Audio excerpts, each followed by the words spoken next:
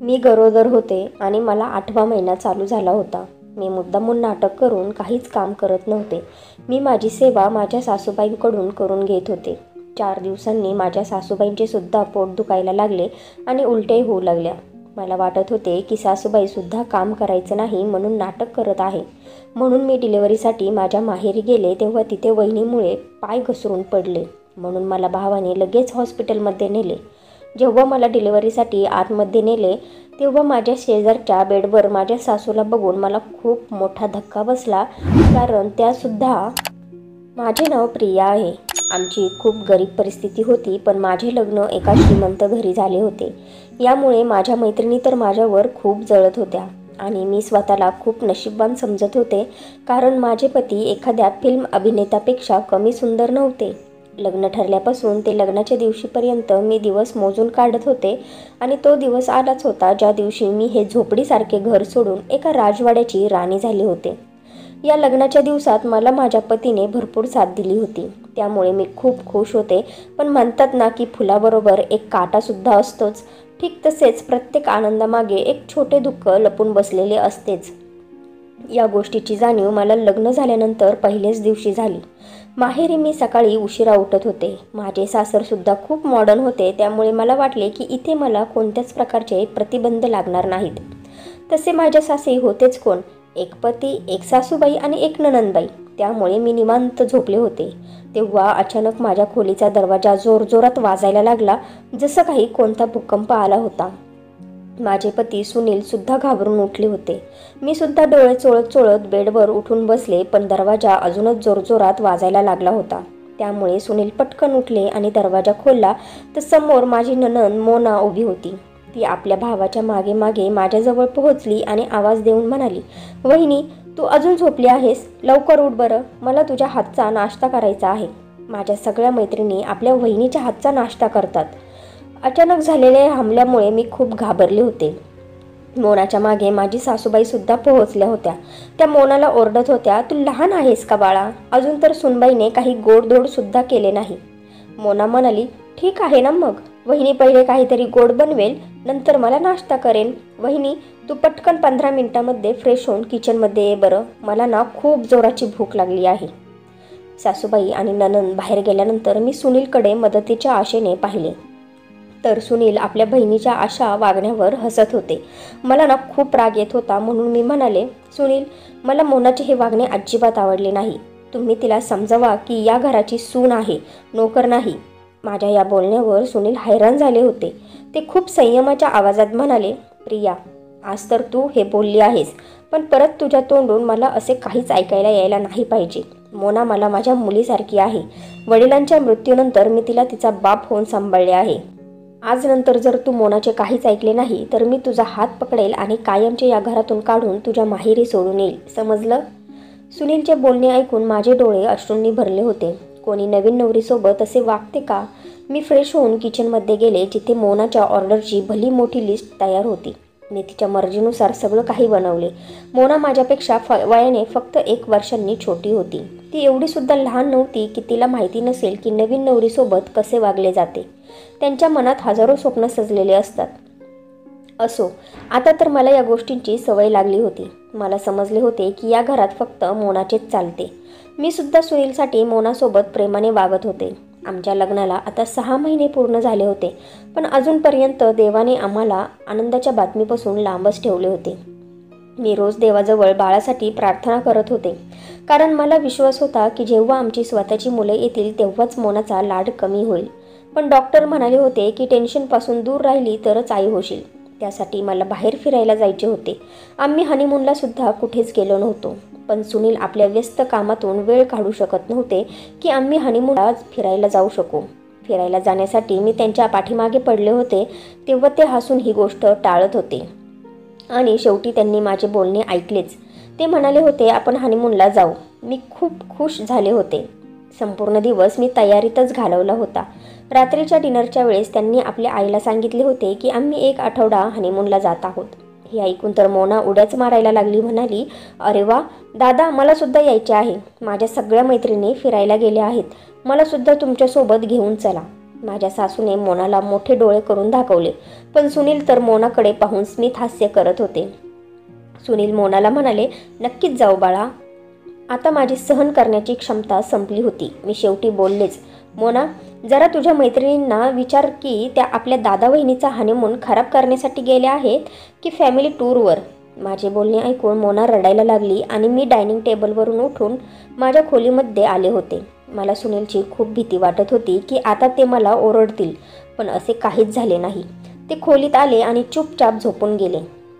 सकाळ झाली तेव्हा त्यांनी माझी बॅग पॅक केली आणि ती बॅग कारमध्ये ठेवली आणि मला चलण्यासाठी म्हणाले. मला तर खूप आनंद झाला होता. मला तर वाटले होते आता मी जिंकले. मोना कधीच आमच्या दोघांच्या मध्ये येणार नाही, पण हे काय? सुनीलने माझ्या माहेरी घराच्या गेटसमोर गाडी उभी केली आणि म्हणाले, चल उतर गाडीतून, तुझा स्टॉप आला आहे. मी प्रश्नार्थक नजरेने सुनीलकडे पाहत होते. मला पाहून ते परत म्हणाले, मी, आई आणि मोना 1 आठवड्यासाठी काश्मीरला फिरायला जावलो आहे. तुला घरी एकटीला सोडून जाऊ शकत नव्हतो, त्यामुळे इथे सोडायला आलो आहे. जोपर्यंत तुझी अक्कल ठिकाण्यावर येत नाही तोपर्यंत तू इथेच राहा. ते शब्द नव्हते तर एखाद्या टोकदार बाणासारखे माझ्या हृदयाला लागले होते, ज्यामुळे माझ्या हृदयाचे तुकडे तुकडे झाले होते. मी परत माघारी न पाहता रागात घरात निघून गेले. तेव्हा माझ्या आईने मला मिठी मारली. 3 दिवस सहज शांतीमध्ये गेले असतील की वहिनीने मला टोमणे मारायला सुरुवात केली. ती माझ्या संस्कारावर आईची मज्जा मस्करी करायची. म्हणायची की मुलीला कसे संस्कार दिले आहेत. 6 महिनेसुद्धा सासरी टिकू शकली नाही. काही दिवसांनी तर भाऊसुद्धा म्हणाला की प्रिया, तू आता इथे पाहुणे तर राहिली नाहीस. पाहुणे तर फक्त 2 दिवसासाठीच असतात, पण तू तर इथे खूप दिवस थांबली आहे. तुझ्या वहिनीला जरा घरकामात आता मदत करत जा. घरातली सगळी कामे तुझ्या वहिनीलाच करावी लागतात. मला यांच्या अशा वागण्यामुळे खूप दुःख होत होते. 2 वेळेसच्या जेवणासाठी मला आता मजुरी करायला लागत होती. आमचे नातेवाईकसुद्धा घरी येऊन मला 100 गोष्टी ऐकवून जात होत्या. म्हणत होते की प्रियाचे तर तिच्या सासरी मनच रमत नसेल. माहिती नाही काय चक्कर आहे. या सगळ्या गोष्टींना तरसून मी 2 महिन्यानंतर माझे सामान उचलले आणि परत सासरी गेले. मी गेल्यानंतर माझ्या सासूबाईंना खूप आनंद झाला होता, पण मोना तिथेच उभी राहून माझ्याकडे पाहून टेन्शनमध्ये आल्यासारखी वाटत होती. मला म्हणाली, वहिनी, तुम्ही इकडे येऊन उगाच स्वतःला त्रास करून घेतला. मी तर दादासाठी दुसरी बायको शोधत आहे. तिचे हे बोलणे ऐकून माझ्या काळजाचं पाणी पाणी झालं होतं, कारण मोना जे म्हणत होती तेच या घरात होत होतं. पण माझी सासूबाईने मोनाला ओरडून शांत केले होते. जेव्हा सुनील ऑफिसवरून घरी आले तेव्हा मला पाहून अजिबात खुश झाले नाही. माझी इज्जत घरात कवडी मोलाची सुद्धा राहिली नव्हती. पण मी माझ्या माहेरून आयुष्याचा धडा शिकून आले होते की लग्नानंतर एका स्त्रीची इज्जत फक्त तिच्या सासरीच असते, आणि यामुळेच मी आता मोनाला खुश ठेवण्याचा प्रयत्न करत होते. मला अशा प्रकारे मोनाच्या मागे पुढे करताना पाहून सुनीलचे वागणे माझ्यासोबत आता ठीक झाले होते. मी बाळासाठी रोज देवाकडे प्रार्थना करताना थकत नव्हते. सुनीलला सुद्धा बाळाची आवड होती, पण सर्व देवाच्याच हातात होते, कारण आम्ही दोघे तर फिट होतो. तिकडे मोना मला त्रास देण्यासाठी प्रत्येक प्रयत्न करून पाहत होती. पण आता मी पाहत होते की मोनाचा मूड आजकाल काही वेगळाच दिसायचा. आता ती दिवसभर आपल्या खोलीतच असायची. प्रत्येक क्षणी ती नटून थटून राहत होती. 2-2 तासांसाठी ती घरातून गायब होत होती. मी सुद्धा तिचे रहस्य जाणून घेण्याची शपथ घेतली होती. मला त्यासाठी खूप मेहनत करावी लागली होती. शेवटी सत्य कधीपर्यंत लपून राहू शकते, आणि शेवटी सत्य बाहेर आलेच की मोनाचे बाहेर कुठेतरी चक्कर चालू होते. आमच्या एरियामध्ये एक नवीन मुलगा आला होता. ठीकठाक उंचीचा, गडद काळा रंग, आणि त्याचे कपडे पाहून असे वाटत होते की तो खूपच गरीब सामान्य तरुण मुलगा आहे. त्याच्यात काहीच विशेष दिसत नव्हते ज्याच्यासाठी त्याच्यावर प्रेम केले जाईल. पण माहिती नाही मोनाच्या डोळ्यांवर कसली पट्टी बांधली होती. मी या सर्व प्रकरणाचा खूप आनंद घेत होते. प्रत्येक दिवशी संध्याकाळी तो मोनाला एक लिफाफा देऊन जात होता, आणि त्याच्यानंतर मोना कितीतरी तास तिच्या खोलीत बंद होत होती. आता मी माझ्या पतीला त्याच्या प्रिय बहिणीचे खरे रूप दाखवण्याचा निर्णय घेतला होता. त्यामुळे जेव्हा कधी सुनील आणि मी एकत्र बसायचो तेव्हा मी त्यांना म्हणायचे की मोनासाठी आता एखादं चांगल्याच ठिकाणी स्थळ पाहायला हवे. आजकालचा जमाना खूप वाईट आहे. तिला आपण एखाद्या चांगला मुलगा पाहून तिचे लग्न करून दिले तर आपण सुटलो. पण माझे हे बोलणे ऐकताच सुनील खूप चिडचिड करायचे आणि म्हणायचे, जमाना कसाही असो, माझ्या बहिणीला या जमान्याची हवा लागली नाही. मी मनातल्या मनात त्यांच्या बहिणीवरच्या विश्वासाला खूप हसायचे. आता मी पूर्ण प्रकारे मोनावर लक्ष ठेवून होते. एक दिवस मी मोनाला खूप तयार होऊन घराच्या बाहेर जाताना पाहिले होते. तेव्हा मी सुद्धा तिचा पाठलाग करण्याचे ठरवले. मी तिच्या मागे हळूहळू जात होते. मोना घरून हे सांगून निघाली होती की ती तिच्या मैत्रिणीच्या घरी जात आहे. मोना आमच्या गल्लीच्या बाहेर निघताच एका महागड्या कारमध्ये जाऊन बसली होती. मी थोडे पुढे होऊन पाहिले तर कारमध्ये खूप सुंदर मुलगा बसला होता. तो मुलगा चेहऱ्यावरून एखाद्या श्रीमंत घराचा मुलगा वाटत होता. असो, मी घरी परत आले. मला खूप जळण होत होती की मोनाच्या हातात एवढा श्रीमंत मुलगा कसा काय लागला. या गोष्टीच्या मुळापर्यंत जाण्यासाठी, पूर्ण रहस्य जाणून घेण्यासाठी मी खूप प्रयत्न केले होते आणि ते रहस्य कळाल्यावर मला खूप बेचैनी होत होती. गोष्ट ही समोर आली होती की मोना आणि त्या श्रीमंत मुलाचे प्रेम प्रकरण खूप जोरात चालले होते आणि तो सावळा मुलगा त्या श्रीमंत मुलाचे पत्र देण्यासाठी मोनाकडे येत होता. असे कसे होऊ शकत होते? या घरात ऐशो आरामचे जीवन जगल्यानंतर पुढच्या घरात सुद्धा ऐशो आरामच करेल. मग तिला तिची शिक्षा कधी मिळेल जे तिने माझ्यासोबत केले होते? मला एवढा त्रास दिला होता. मी खूप विचार करून एक खतरनाक प्लॅन बनवला. या प्लॅनच्या पुढे माझ्यासाठी स्वर्ग तरी होता किंवा नर्क, पण मी काहीच विचार न करता त्याच्यामध्ये उडी मारली होती. मी सुनीलला स्पष्ट शब्दात सांगितले होते की मी माझ्या डोळ्यांनी मोनाला एका मुलासोबत जाताना पाहिले आहे. माझे बोलणे ऐकून सुनीलने घरात खूप तमाशा केला होता. मला खूप वाईट साईड बोलले होते, पण मी हार मानली नाही. मी रोज थोडे थोडे विष सुनीलच्या कानात टाकत राहिले. एक दिवस तो श्रीमंत मुलगा मोनाला भेटण्यासाठी त्या सावळ्या मुलाच्या घरी भेटायला आला होता. कदाचित लग्नाची बोलणी करण्यासाठी आला असेल. मी सुनीलला फोन करून घरी बोलावून घेतले होते आणि मी त्यांना छतावर घेऊन गेले होते. आम्हाला जास्त वाट पाहावी लागली नाही.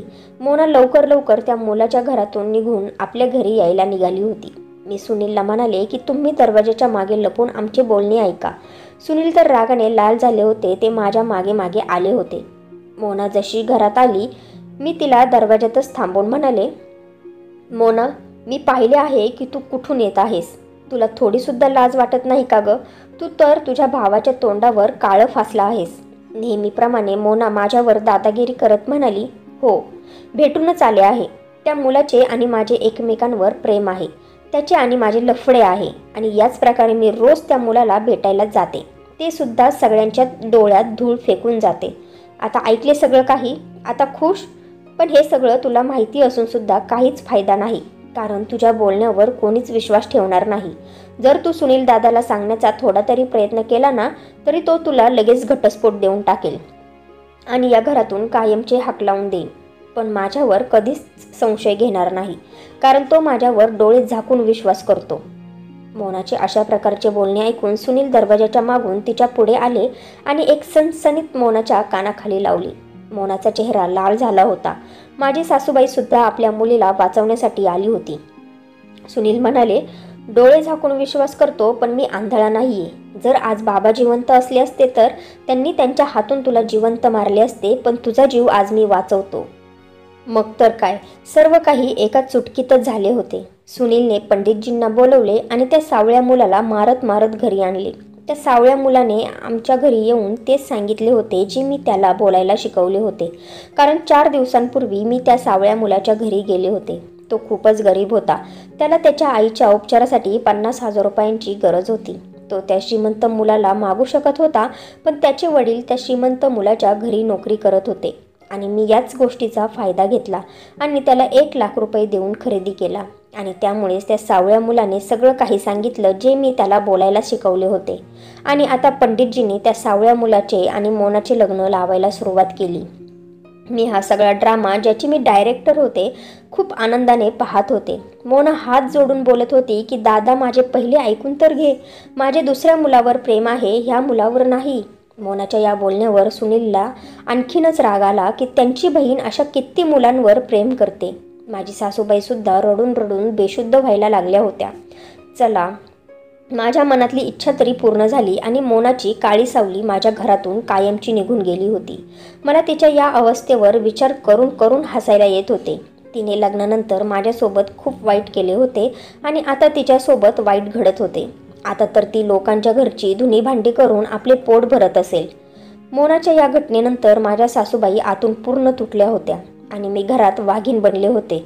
घरात फक्त माझेच राज्य चालत होते. मी माझ्या सासूकडून घरातली सर्व कामे करून घेत होते आणि याच दिवसात देवाने मला आनंदाची बातमीही दिली. मी आई होणार आहे म्हटल्यावर सुनीलच्या मनातून मोनाबद्दलचे दुःख निघून गेले. आता तर मी त्यांची लाडकी बायको झाले होते. प्रत्येक गोष्टीवर माझाच हुकूम चालायला लागला होता आणि हे सगळं तर मला हवे होते. मोनाने कारण नसताना माझा किमती वेळ बर्बाद केला होता. असो, आता तर घरातली भांडीसुद्धा मी माझ्या सासूबाईकडूनच घासून घेत होते. पाहता पाहता 8 महिने पूर्ण झाले होते आणि माझ्या आरामाचे दिवस चालू झाले होते. पण आता तर माझ्या सासूने एक विचित्र नाटक सुरू केले होते. कधी त्यांना चक्कर येत होती तर कधी उलट्या होत होत्या. त्या संपूर्ण दिवस टेन्शनमध्ये राहायला लागल्या होत्या आणि आता तर त्यांचा मुलगासुद्धा त्यांच्या सेवेत व्यस्त राहायला लागला होता. माझीसुद्धा अशी हालत झाली होती की मी कोणतेच काम करू शकत नव्हते आणि माझी सासूबाईसुद्धा पूर्ण दिवस बेडवरच पडून राहत होती. माझ्या डोक्यात विचार येत होता की माझी सासूबाई हे सर्व नाटक करत आहे. पण जेव्हा मी त्यांना डिलिव्हरी वॉर्डमध्ये पाहिले तेव्हा मला सत्य काय आहे ते कळाले. मुलगी तर मुलगी, पण आईसुद्धा कोणापेक्षा कमी नव्हती. त्यांनीसुद्धा माझ्या आणि सुनीलच्या डोळ्यात धूळ फेकली होती. झालं हे होतं की मी पोटात दुखण्याचे नाटक करून सुनीलसमोर रडत राहायचे. ते सुद्धा माझ्यासाठी खूप टेन्शनमध्ये यायचे. त्यांच्याकडून मी माहेरी जाण्यासाठी परमिशन मागितली तर त्यांनी मला परमिशन लगेच दिली होती. मी माझ्या आईच्या घरी पोहोचले होते. जगात फक्त आईच आपल्यावर निस्वार्थपणे प्रेम करते. माझ्या आईने माझे खूप चांगल्या प्रकारे स्वागत केले होते. ती तर मला बेड खाली उतरून पाणीसुद्धा पिऊन देत नव्हती. काही दिवस तर माझ्या वहिनीने सुद्धा मला बसून जेवण भरवले. पण आता वहिनीच्या डोळ्यासमोर सुद्धा अंधार पसरायला लागला होता. काहीही बहाणा करून मला काम करायला सांगत होती. एक दिवस माझ्या हातात झाडू देऊन म्हणाली, एवढे घर झाडून घे आणि पोचासुद्धा मार, म्हणजे तुझी डिलिव्हरी व्हायला सोपे जाईल. मी तक्रारीच्या नजरेने आईकडे पाहिले तर ती मला खूपच शांत दिसली, कारण ती वहिनीसमोर काहीच बोलू शकत नव्हती. मी सुद्धा खूप रागात झाडू पकडला आणि इकडे तिकडे जोरजोरात झाडून घ्यायला लागले. तेव्हा माहिती नाही की ती कोणती वाईट वेळ होती की माझा पाय मुरगळला आणि मी पोटावरच पडले. मला काहीच शुद्ध राहिली नव्हती. मला काहीच माहिती पडले नव्हते की कधी मला डॉक्टरांकडे घेऊन गेले आणि कधी माझा उपचार सुरू केला. कितीतरी तासानंतर मला शुद्ध आले तेव्हा मला खूप हलके हलके जाणवायला लागले होते, जसं काही माझ्या शरीरातून एक हिस्सा बाजूला झाला होता. मी पटकन माझ्या पोटाकडे पाहिले तेव्हा मला समजले. मी आनंदाच्या भरात माझ्या आईला आवाज दिला आणि म्हणाले, आई, माझं बाळ कुठे आहे? मुलगा झाला आहे की मुलगी? माझे बोलणे ऐकून माझी आई रडायला लागली आणि ती रडताना पाहून मी खूप घाबरून गेले होते. मी ओरडून तिथल्या नर्सला माझ्या बाळाबद्दल विचारत होते तेव्हा मला एका लेडी डॉक्टरने सांगितले की देवाने तुम्हाला एक मुलगा दिला होता, पण आम्ही त्या मुलाला वाचवू शकलो नाही आणि कदाचित आता तुम्ही परत आई होऊ शकणार नाहीत. हे ऐकून मी वेडी झाले होते. जोरजोरात किंचाळत होते, रडत होते. त्यामुळे त्यांनी मला आरामाचे इंजेक्शन दिले आणि आता हे होत होते की मला जेव्हा शुद्ध यायची तेव्हा मी ओरडायला रडायला लागायचे तेव्हा मला इंजेक्शन दिले जात होते. तब्बल 4 दिवसानंतर मी शुद्धीत आले आणि आता शांत झाले होते. तेव्हा मला माझ्या सासूचा आवाज ऐकायला आला होता. त्या कोणाला तरी मुलगा झाल्याबद्दल अभिनंदन करत होत्या. मी असेच डोळे बंद करून पडले होते तेव्हा मला मोनाचा सुद्धा आवाज ऐकायला आला. त्यामुळे मी पटकन डोळे उघडले आणि पाहिले की मोना माझ्या बेडपासून 3ऱ्या बेडवर होती. ती खूप खुश होती आणि आपल्या बाळाला आपल्या कुशीत घेऊन पापे देत होती. माझी सासूबाईसुद्धा त्या दोघांना पाहून खूप खुश दिसत होती. तिथे माझ्या सासूबाईंना पाहून मला समजले होते की सासूबाईसुद्धा माझ्या आणि सुनीलच्या डोळ्यात धूळ फेकत होत्या. त्या आम्हाला धोका देऊन आपल्या मुलीला भेटत होत्या. पण मोना, ती तर परत एकदा माझ्याशी जिंकली होती. तिने आपल्या मुलाला जन्म दिला होता आणि मी मारला होता. मी नर्सची नजर चुकवून मोनाच्या बेडजवळ पोहोचले. मी रडत होते. तिला म्हणाले, मोना, माझ्या लग्नानंतर तू माझ्याशी खूप वाईट वागली ग. माझ्यासोबत तू खूप वाईट व्यवहार केला आणि जेव्हा मी तुझ्यासोबत थोडेसे वाईट केले तर देवाने माझे मुलंच हिसकावून लगेच बदला घेतला. पण तू तर आजसुद्धा खूप खुश आहेस. मला पाहून मोना गुमसुम झाली होती. तिचे डोळे सुद्धा अश्रूंनी भरले होते. ती मला म्हणाली, वहिनी, तू मला थोडीसुद्धा पसंत नव्हती. तेव्हा मला वाटत होते की तू माझ्या दादापासून दूर जायला हवीस. दादाने फक्त आणि फक्त माझीच काळजी घ्यावी आणि माझ्यावरच सगळ्यात जास्त प्रेम करावे. याच कारणामुळे मी प्रत्येक प्रकारचा प्रयत्न करत होते की तुला कसा त्रास होईल, म्हणजे तू माझ्या दादाला सोडून जाशील. मी तुझ्यासोबत जे काही वागले त्याची शिक्षा मला मिळणारच होती आणि मिळालीसुद्धा. मी तुझे आयुष्य बर्बाद केले आणि माझ्या नवऱ्याने माझा नवरा माझ्यावर क्षणोक्षणी संशय घेत होता की मी त्या श्रीमंत मुलावर पळून तर जाणार नाही ना, ज्याच्यावर मी प्रेम करत होते. त्यामुळे माझा नवरा मला मारायचा, लोकांच्या घरातली कामे माझ्याकडून करून घ्यायचा. वहिनी, या जगात प्रत्येक माणसाला त्याची गुन्ह्याची शिक्षा नक्कीच मिळते. माझा गुन्हा बदनामीचा होता, ज्याची शिक्षा मला मिळाली. तुझा गुन्हा माझ्यावर खोटा आरोप लावण्याचा होता. तू तर माझ्या घरच्यांचे प्रेमसुद्धा माझ्याकडून हिसकावून घेतले आणि माझे प्रेमसुद्धा. देवाने तुझ्याकडून तुझा जीव, तुझा मुलगा दूर केला. आपला हिशोब बरोबर झाला. पण माझी आई या सगळ्यात निर्दोष होती ग. हिची काळजी घे. तिच्या पोटात अल्सर झाला होता, त्यामुळे खाल्लेले पिल्लेले तिला काहीच सहन होत नव्हते आणि यामुळेच तिला कॅन्सर होण्याची भीतीसुद्धा होती. आता आणखीन एक पाप स्वतःवर घेऊ नकोस. देवासाठी हिच्यावर दया कर. कदाचित हिचा आशीर्वाद तुला लागेल आणि देव तुला परत एकदा आई बनवेल. मोनाचे हे बोलणे ऐकून मी थरथर कापायला लागले होते. मला माहिती झाले होते की मी किती मोठा गुन्हा केला आहे. मला माहिती पडले होते की माझी चुकी काय आहे. मी देवाने घडवलेल्या या संसाराला माझ्या हातात घेण्याचा प्रयत्न केला होता. तिला तिचा बदला घेऊन दिला असता तर काय झाले असते. मी स्वतः देव होण्याचा प्रयत्न का केला. मी देवाला रडून रडून माफी मागत होते आणि आजपासून माझ्या सासूबाईंची काळजी घेण्याची शपथ घेतली होती. तर फ्रेंड्स, तुम्हाला ही स्टोरी आवडली असेल तर व्हिडिओला लाईक करा आणि नात्यांचा स्पर्श या चॅनेलला सबस्क्राईब करा. आणि हो, बेल आयकॉनवर क्लिक करून ऑलवर सेट करा, म्हणजे पुढची व्हिडिओ तुम्हाला लगेच भेटेल. धन्यवाद.